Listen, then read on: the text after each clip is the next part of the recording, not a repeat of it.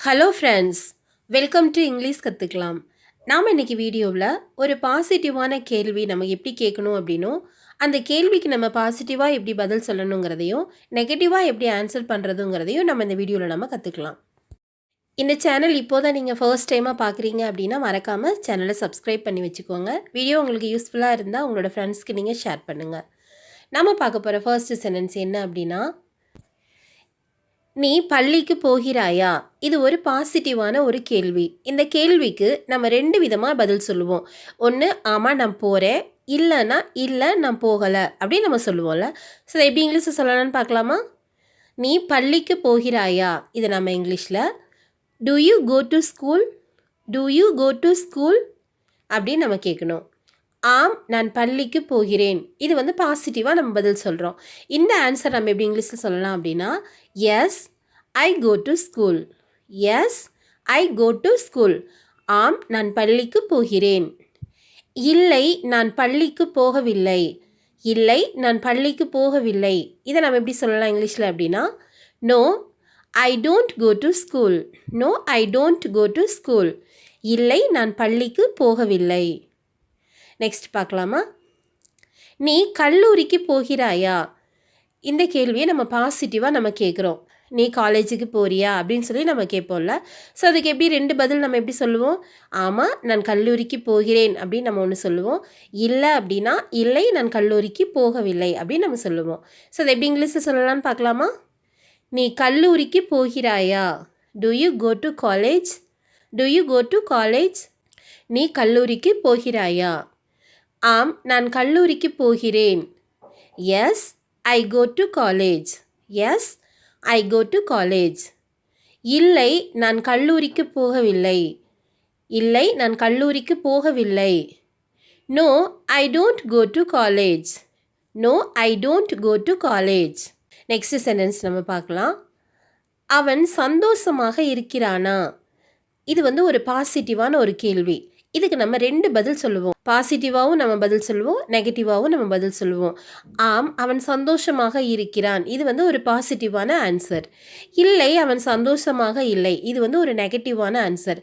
இது 2ஐயும் நம்ம எப்படி இங்கிலீஷ் சொல்லலாம்னு பார்த்துடலாமா? அவன் சந்தோஷமாக இருக்கிறானா? இந்த கேள்வியை நம்ம இங்கிலீஷில் is he happy? Is he happy அப்படின்னு கேட்கணும். அவன் சந்தோஷமாக இருக்கிறானா? ஆம் அவன் சந்தோஷமாக இருக்கிறான். Yes he is happy. Yes he is happy. இல்லை அவன் சந்தோஷமாக இல்லை. No he is not happy. No he is not happy. இல்லை அவன் சந்தோஷமாக இல்லை. நெக்ஸ்ட் ஒரு சென்டென்ஸ் நம்ம பார்க்கலாம். அவள் சந்தோஷமாக இருக்கிறாளா? இது வந்து ஒரு பாசிட்டிவான ஒரு கேள்வி. இதுக்கு நம்ம எப்படி ஆன்சர் பண்ணுவோம்? ஆம் அவள் சந்தோஷமாக இருக்கிறாள். இல்லை அவள் சந்தோஷமாக இல்லை. இது எப்படி சொல்லலாம் இங்கிலீஷ்லன்னு பார்க்கலாமா? அவள் சந்தோஷமாக இருக்கிறாளா? இது எப்படி கேட்கலாம் அப்படின்னா, is she happy? Is she happy? அவள் சந்தோஷமாக இருக்கிறாளா? ஆம் அவள் சந்தோஷமாக இருக்கிறாள். Yes she is happy.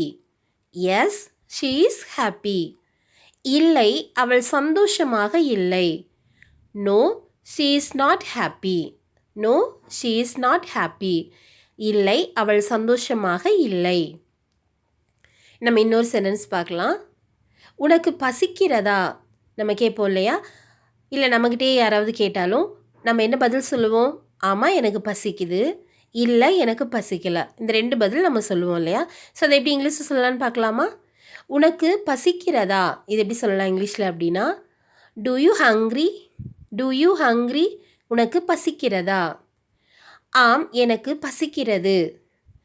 S I am hungry. Yes I am hungry. இல்லை எனக்கு பசிக்கவில்லை. No I am not hungry. No I am not hungry. இல்லை எனக்கு பசிக்கவில்லை. இன்னொரு சென்டென்ஸ் நம்ம பார்க்கலாம். உனக்கு தெரியுமா? உனக்கு தெரியுமா? யாராவது நம்மகிட்ட ஒரு விஷயம் கேட்குறாங்க அப்படின்னா நம்ம 2 விதமாக பதில் சொல்லுவோம். ஆமாம் எனக்கு தெரியும். இல்லை எனக்கு தெரியாது. இப்படி நம்ம சொல்லுவோம்ல. ஸோ அதை எப்படி இங்கிலீஷில் சொல்லலான்னு பார்க்கலாமா? உனக்கு தெரியுமா? Do you know? Do you know? உனக்கு தெரியுமா? ஆம் எனக்கு தெரியும். Yes I know. Yes I know. இல்லை எனக்கு தெரியாது. இல்லை எனக்கு தெரியாது. No I don't know. No I don't know. இல்லை எனக்கு தெரியாது. இன்னொரு சென்டென்ஸ் நம்ம பார்க்கலாம். உனக்கு அவனை பிடிக்குமா? உனக்கு அவனை பிடிக்குமா? இது வந்து ஒரு பாசிட்டிவான ஒரு கேள்வி. நம்ம இதுக்கு 2 விதமா நம்ம பதில் சொல்லுவோம். ஆமா எனக்கு அவனை பிடிக்கும். இல்லை எனக்கு அவனை பிடிக்காது. இது 2க்கும் எப்படி சொல்லலாம் இங்கிலீஷ்லன்னு பார்க்கலாமா? உனக்கு அவனை பிடிக்குமா? இது எப்படி கேட்கலாம் இங்கிலீஷில் அப்படின்னா, do you like him? Do you like him? உனக்கு அவனை பிடிக்குமா? ஆம் எனக்கு அவனை பிடிக்கும். Yes I like him. Yes I like him. இல்லை எனக்கு அவனை பிடிக்காது. இல்லை எனக்கு அவனை பிடிக்காது. No I don't like him. No I don't like him. இல்லை எனக்கு அவனை பிடிக்காது.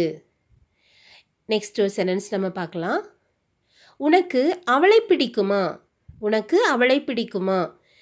ஆம் எனக்கு அவளை பிடிக்கும். இல்லை எனக்கு அவளை பிடிக்காது. இதை நம்ம எப்படி இங்கிலீஷில் சொல்லலான்னு பார்ப்போம். உனக்கு அவளை பிடிக்குமா? Do you like her? Do you like her? உனக்கு அவளை பிடிக்குமா? ஆம் எனக்கு அவளை பிடிக்கும். Yes I like her. Yes I like her.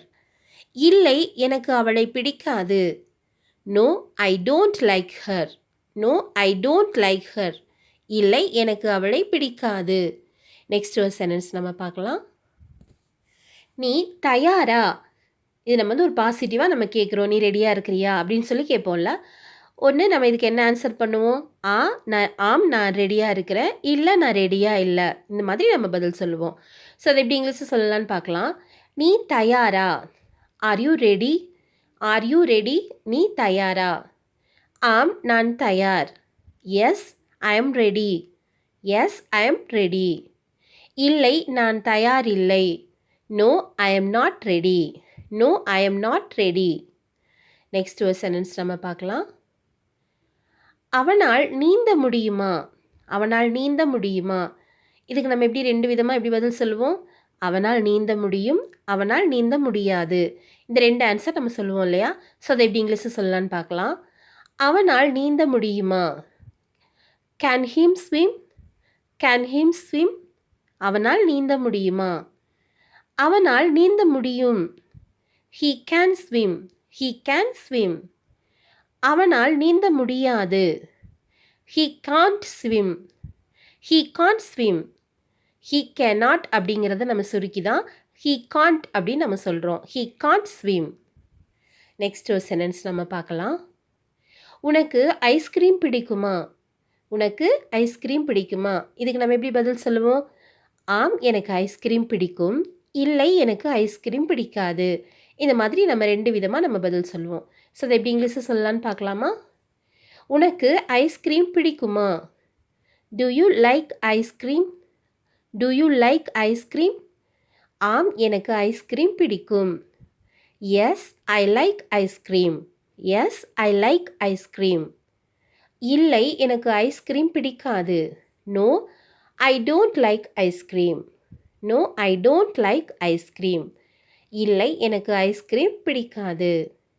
இன்னொரு சென்டென்ஸ் நம்ம பார்க்கலாம். இது உன்னுடையதா?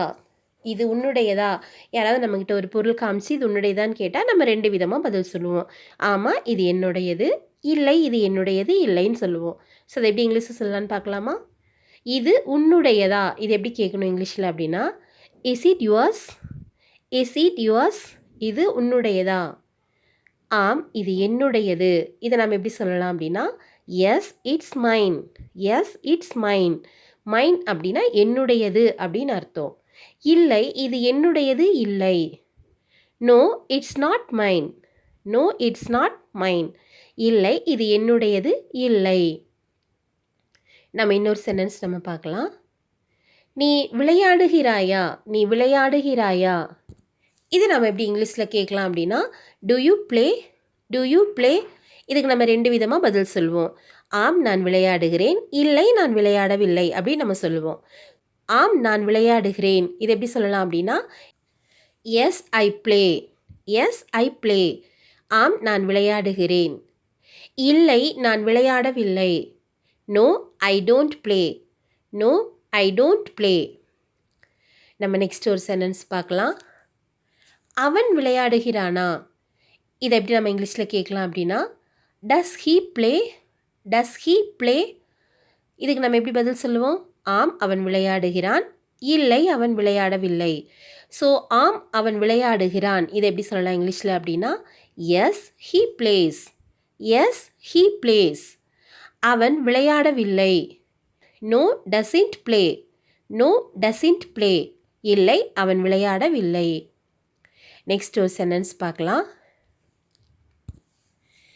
நீ இதை நம்புகிறாயா? நீ இதை நம்புகிறாயா? இதை கேள்வி நம்ம எப்படி இங்கிலீஷில் கேட்கணும் அப்படின்னா, do you believe it? To you believe it? இதுக்கு நம்ம எப்படி பதில் சொல்லுவோம்? ஆம், நான் இதை நம்புகிறேன். இல்லை, நான் இதை நம்பவில்லை. இதை எப்படி சொல்லலாம் இங்கிலீஷ்லன்னு பார்க்கலாமா? ஆம், நான் இதை நம்புகிறேன். இதை எப்படி சொல்லலாம் இங்கிலீஷில் அப்படின்னா, yes I believe it. Yes I believe it. ஆம், இதை நான் நம்புகிறேன். இல்லை, நான் இதை நம்பவில்லை. No I don't believe it. No I don't believe it. நம்ம இன்னொரு சென்டென்ஸ் நம்ம பார்க்கலாம். உனக்கு என்னை பிடிக்குமா? இது வந்து பாசிட்டிவாக நம்ம ஒரு கேள்வி கேட்குறோம். இதுக்கு எப்படி ஆன்சர் பண்ணலாம் அப்படின்னா, ஆம், எனக்கு உன்னை பிடிக்கும். இல்லை, எனக்கு உன்னை பிடிக்கவில்லை. இது எப்படி சொல்லலாம் இங்கிலீஷ்லன்னு பார்க்கலாமா? உனக்கு என்னை பிடிக்குமா? Do you like me? Do you like me? உனக்கு என்னை பிடிக்குமா? ஆம், எனக்கு உன்னை பிடிக்கும். Yes I like you. Yes I like you. ஆம், எனக்கு உன்னை பிடிக்கும். இல்லை, எனக்கு உன்னை பிடிக்காது. No I don't like you. No I don't like you. உனக்கு சமைக்க தெரியுமா? இதுக்கு நம்ம எப்படி ஆன்சர் பண்ணுவோம்? ஆம், எனக்கு சமைக்க தெரியும். இல்லை, எனக்கு சமைக்க தெரியாது. ஸோ இந்த 3 சென்டென்ஸுக்கும் எப்படி இங்கிலீஷில் சொல்லணும் அப்படிங்கிறத கமெண்ட் பாக்ஸில் நீங்கள் ஆன்சர் பண்ணுங்கள். இந்த வீடியோ உங்களுக்கு யூஸ்ஃபுல்லாக இருந்துச்சு அப்படின்னா லைக் பண்ணுங்கள். இங்கிலீஷ் கற்றுக்கலாம் சேனலை சப்ஸ்கிரைப் பண்ணிக்கோங்க. Thank you friends. தேங்க்ஸ் ஃபார் வாட்சிங்.